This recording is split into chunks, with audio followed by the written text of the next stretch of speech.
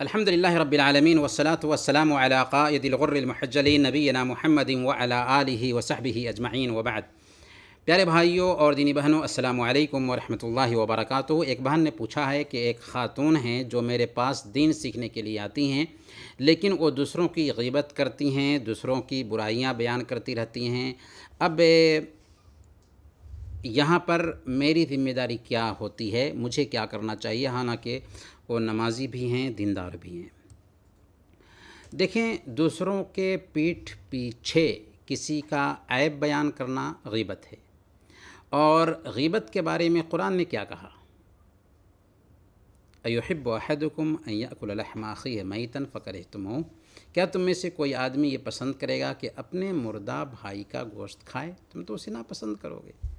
تو کیا ہم چاہیں گے کہ اپنے مردہ بھائی کا گوشت کھائیں؟ بہن دیندار ہیں، نمازی ہیں، تو خود ان کو یہ احساس ہونا چاہیے کہ ایسا کرنے کی وجہ سے ہم اپنے ہی مردہ بھائی کا گوشت نوچ نوچ کر کھا رہے ہیں۔ ایسا کیسے ہم کریں؟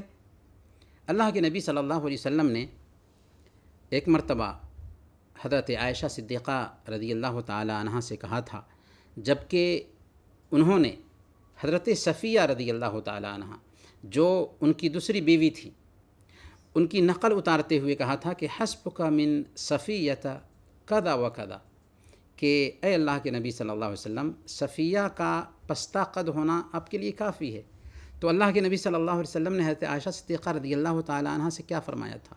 آپ نے فرمایا تھا کہ لقد قلت کلمۃ لو مدجت بماء البحر لمدجتہ، کہ تو نے ایسی بات کہہ دی ہے کہ اگر اسے سمندر کے پانی میں ملا دیا جائے تو سمندر کا سارا پانی گدلا ہو جائے۔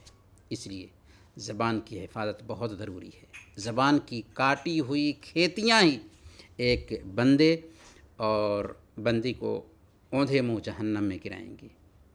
اور اگر کسی کے پاس غیبت کی جا رہی ہے، جیسا کہ بہن نے عرض کیا ہے، تو جیسے غیبت کرنے والا گنہگار ہوتا ہے، ویسے ہی غیبت سننے والا بھی گنہگار ہوتا ہے۔ اس لیے سب سے پہلے بہن کے لیے ضروری ہے کہ وہ ان کو غیبت سے منع کریں، ان کے سامنے غیبت کی وعید بیان کریں، تاکہ وہ کسی کی غیبت کرنے کی جرأت نہ کریں۔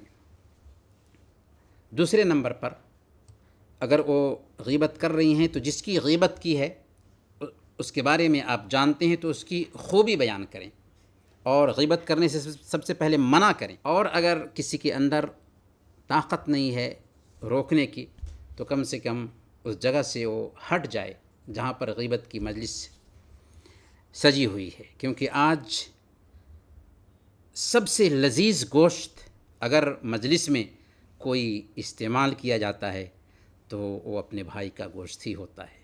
اس لیے غیبت سے خود بچیں، دوسروں کو بچائیں، کیونکہ اس سے ہمارے اعمال برباد ہوتے ہیں، ہماری نیکیاں ضائع ہوتی ہیں، اور اتنی سخت وعید بھی شریعت میں آئی ہے غیبت کرنے والوں کے تعلق سے۔ اللہ تعالی ہم سب کو غیبت سے بچائے، آمین یا رب العالمین۔